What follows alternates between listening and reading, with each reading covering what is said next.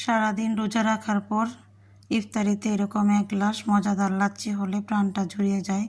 আসসালামু আলাইকুম সুপ্রিয় দর্শক, আশা করি সবাই খুব ভালো আছেন। আজকে আপনাদের সাথে একটা মজার লাচ্ছি শেয়ার করব। এই লাচ্ছিটি আপনাদের ঘরে থাকা উপকরণ দিয়ে আপনারা তৈরি করতে পারবেন।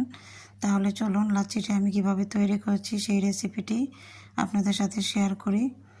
যে কেউ এই লাচ্ছিটি আপনারা তৈরি করতে পারবেন। লাচ্ছি তৈরি করার জন্য আমি এখানে 3টা পাকা কলা নিয়েছি। আমি সাগর কলা নিয়েছি। আমার কলাগুলো একটু বেশি পেকে গিয়েছিল, তাই ভাবলাম লাচ্ছি তৈরি করে নিই, রেসিপিটি আপনাদের সাথে শেয়ার করি।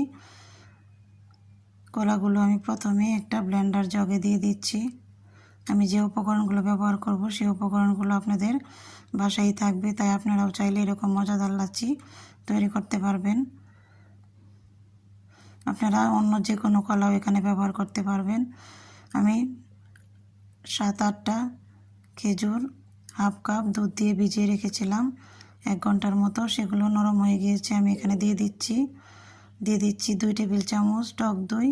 চাইলে আপনারা মিষ্টি দইটাও দিতে পারবেন। এখানে আমার কাছে মিষ্টি দই ছিল না, আমি তাই স্কিপ করেছি। দিয়ে দিচ্ছি হাফ কাপ চিনি। আপনারা যাদের ডায়াবেটিক্স আছে তারা চিনিটা স্কিপ করতে পারবেন। খেজুর আর কলায় যে মিষ্টি আছে তাতেই হয়ে যাবে। এখানে 3 টেবিল চামচ পাউডার দুধ দিয়ে দিয়েছি, ফুল ক্রিম। মেজারমেন্ট কাপের 1 কাপ দিয়ে দিচ্ছি ঠান্ডা পানি। হাফ কাপ দিয়ে দিচ্ছি লিকুইড দুধ। লিকুইড দুধটা আমার জাল করা আছে। ব্লেন্ডার জারের ঢাকনাটা লাগিয়ে আমি ব্লেন্ড করে নিব।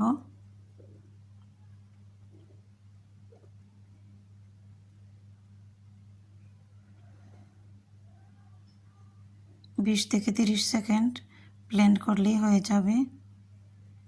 খুব বেশিক্ষণ ব্লেন্ড করার প্রয়োজন নেই, সব কিছুই নরম আছে, ব্লেন্ড হয়ে যাবে। বরফ কুচি দেওয়ার মনে ছিল না, তাই আমি কিছু বরফ কুচি দিয়ে আবারও ব্লেন্ড করে নিচ্ছি।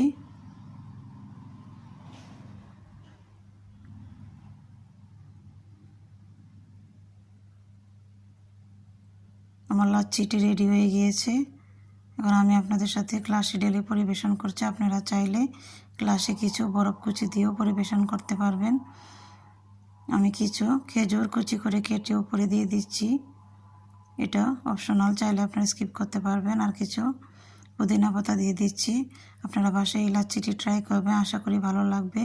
যদি রেসিপি ভালো লাগে তাহলে লাইক কমেন্ট ফলো দিয়ে পাশে থাকবেন। আজ এই পর্যন্তই। আল্লাহ হাফেজ।